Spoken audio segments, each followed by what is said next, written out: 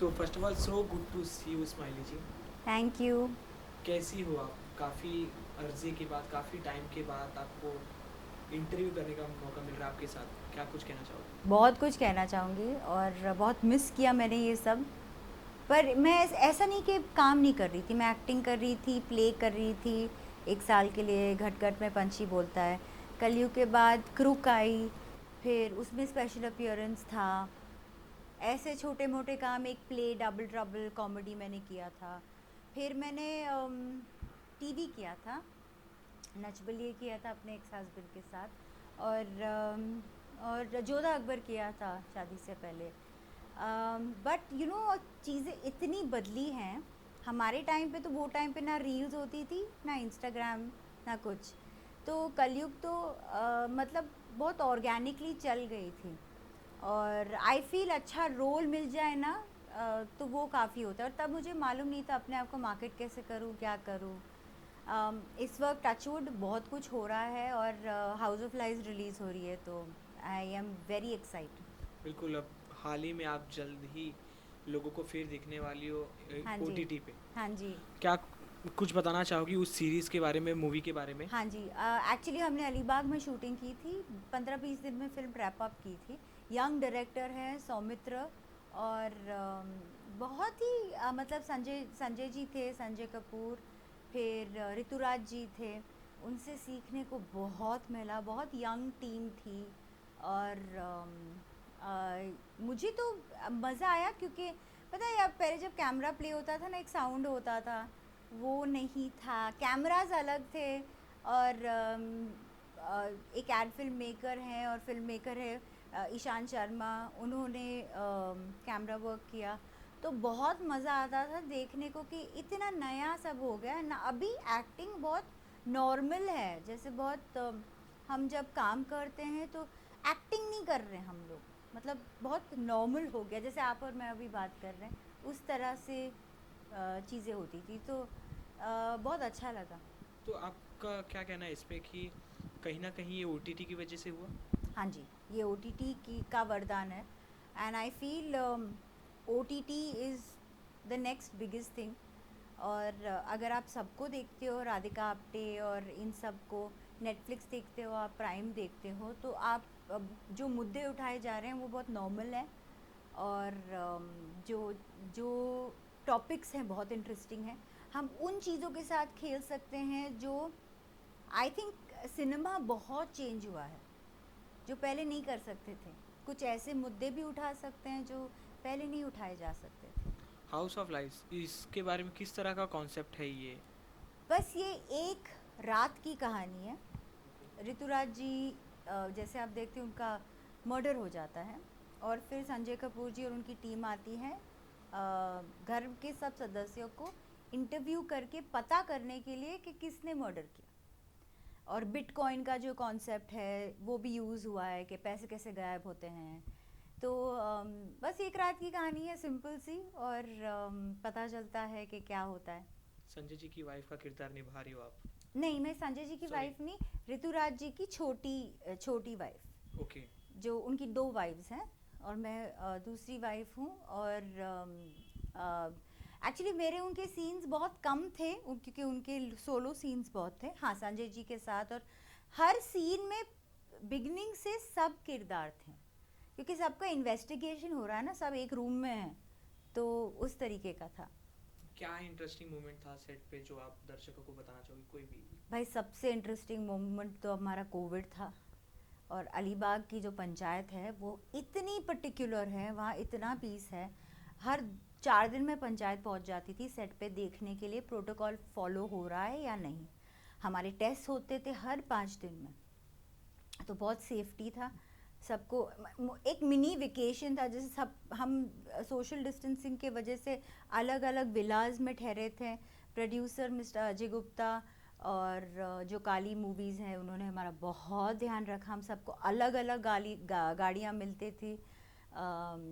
कब कहीं ना कहीं हमको रोका जाता था और चेक किया जाता था। सो बहुत साफ सुथरा और बहुत जैसे हम एक बायो बबल में थे। उस तरीका का इन्वायरमेंट था। और फन तो बहुत था। मेरे को ये बात ऋतुराज जी की मैं कभी नहीं भूलूंगी। उन्होंने मुझे कहा लाइफ में ना बहुत मौके आएंगे जब आपको रोने का मौका मिलेगा, हंसने के मौके ना बहुत कम आते हैं, तो वो मौके चुरा लो।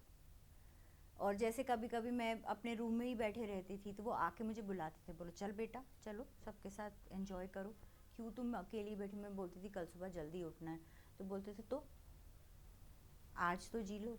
बिल्कुल। जब भी कोई ओटीटी पे सीरीज या मूवी आती है तो लोग काफ़ी ज़्यादा एक्साइटेड हो जाते हैं। हाँ, तो इसमें कुछ ऐसी अलग चीज़ जो अदर ओटीटी की सीरीज और मूवी में नहीं देखने को मिलेगी? ऐसा कुछ नहीं है, पर आई एम श्योर ये इसमें अलग ये चीज़ एक्चुअली मैं अगर बता दूँ तो सस्पेंस चला बिल्कुल बिल्कुल, मीन्स जाएगा। या वैसे ही इंटरेस्टिंग की चीज़। इंटरेस्टिंग। हम लोग दिन भर बहुत मेहनत करते थे और रात को ऑफ कोर्स मिल के मस्ती करते थे, और दिन की सबकी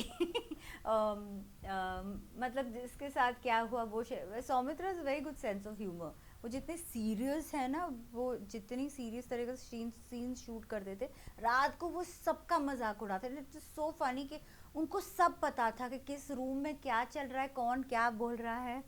और ऐसे बहुत किस्से थे जब किसी का माइक ऑन था तो चीज़ें सुनाई दी, और उस पे बहुत हंसी और बहुत हमने बहुत खुशियाँ मनाई। आई वुड बिल्कुल। जस्ट से एक लॉकडाउन के बाद जो हम 15 दिन शूट के लिए गए, तो खुशी का माहौल था। और लोगों को, मुझे आई टेल यू व्हाट मुझे क्या हुआ था, क्योंकि मैं लॉकडाउन में अकेली थी। जब मैं शूट पे गई ना, एक तो हेयर के लिए कोई आते हैं हेयर ड्रेसर साहब, फिर मेकअप के लिए आते हैं, तो मुझे ना थोड़ा डर लग रहा था कि जब कोई इतने पास है, लेकिन सबके टेस्ट हुए हुए थे, सब मास्क में थे। लेकिन सडनली आप जब एक एनवायरनमेंट में घुसते हो जो अकेले रहने के बाद ना, एक मुझे घबराहट सी हुई थी, I be honest. But I think सबको हुआ था, और सबने मुझे देखा और सबने कहा रिलैक्स, ये सोशल डिस्टेंसिंग की वजह से आप फील कर रहे हो, क्योंकि अब यहाँ पे कोई है। तो और हम संजय सर भी बहुत ख्याल रखते थे कि रूम में 5-6 से ज़्यादा लोग ना हो। ओटीटी की बात करें, जिस तरह से ओटीटी ने ओवरटेक किया है हाँ जी। बड़े पर्दे को, उस पे आपका क्या कहना है? बस ये हमेशा होना ही था, आई लोगों का फील। मेन ये भी मानना है कि 10 सेकेंड स्किप करने का होता है और फिल्मों में नहीं, पूरा 3 घंटे बैठने पड़ते हैं। ये शॉर्ट फिल्म है, बहुत जल्दी ख़त्म भी हो जाती है। और इस फिल्म में अगर आप कुछ 10 सेकेंड्स फॉरवर्ड करते हो तो आप बहुत कुछ चला जाएगा, तो फॉरवर्ड ना करें इसमें, क्योंकि मर्डर मिस्ट्री है और बहुत कुछ है टू ग्रैब। और ओटीटी का? और ओटीटी मतलब कोविड के वजह से तो ओटीटी का प्लेटफॉर्म बहुत ही बड़ा हो गया, पर हॉलीवुड में टेलीविज़न भी बहुत बड़ा है। स्टूडियोज पिक्चरें बनाती हैं, लेकिन टेलीविज़न हॉलीवुड में बड़ा है। अब ये बॉलीवुड में हो गया है कि अब बड़ी पिक्चरें आएंगी आई थिंक थिएटर पे। ओटीटी का अच्छाई ये है कि सब पिक्चरें आप घर में बैठ के अपने फैमिली के साथ देख सकते हो, और ज़रूरी नहीं कि बाहर जाके, अभी हम अगर 5 जन को लेके बाहर जाएं तो 6-7 हज़ार तो खर्चा हो ही जाते हैं। यहाँ घर पे बैठो और देखो।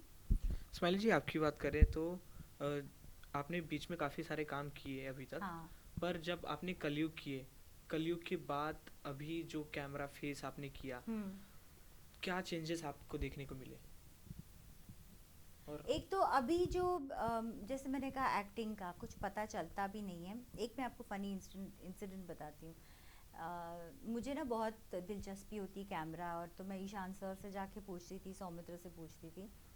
एक दिन कुछ बात हो रही थी, पैंथर आएगा, पैंथर पैंथर आने वाला है, और पैंथर से मैं ऐसे शूट करूँगा, ऐसे पैंथर आ जाएगा तो सब ठीक हो जाएंगे, सबका हो जाएगा। तो मैं खाली सुन रही थी, तो मैंने एक्चुअली सोचा कि कोई पैंथर आ रहा है, मतलब अलीबाग में है, जंगल में है, क्या पता सांप पैंथर सब आ जाएगा। मैंने कहा क्या बात है, पिक्चर में पैंथर है, क्या बात है। तो मैंने कहा मुझे पैंथर के साथ फ़ोटो खींचने के, तो मैंने डायरेक्टर को बोल दिया कि पैंथर कब आ रहा है, मुझे पैंथर के साथ फ़ोटो लेना। तो तो ये जोक था सौमित्र और ईशान सर के बीच में कि स्माइली के लिए पैंथर आ रहा है, पैंथर आ रहा है तो वो फोटो खींचेगी पैंथर के साथ, सब लोग पहले स्माइली खींचेगी, फिर पता चला पैंथर एक कैमरा है जो दो मतलब मूव करता है, उसकी मूवमेंट या उसकी जिस तरह एक पैंथर मूव करता है उस तरह मूव करता है, तो काफ़ी कुछ काम 2 शॉट में ख़त्म हो सकते हैं।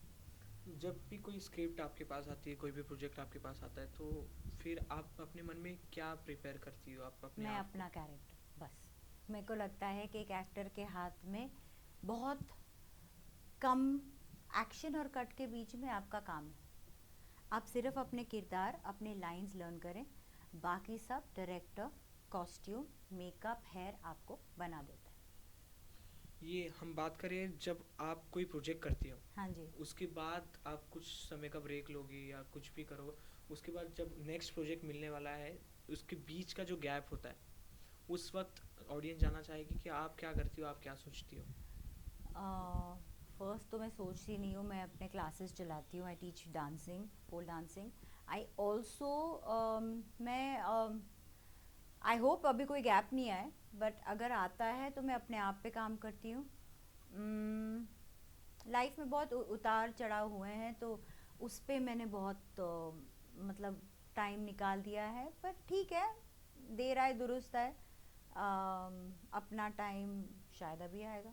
बिल्कुल, आपके पोल डांस पे भी काफ़ी सारी बातें करनी है, पर उसके पहले आपके बारे में जब हम रिसर्च कर रहे थे, आपके इंटरव्यूज़ देखे, तो काफ़ी उतार चढ़ाव आपकी लाइफ में भी जी। है, तो आप अपने प्रोफेशनल लाइफ को पर्सनल लाइफ को कैसे मैनेज करते हैं? बहुत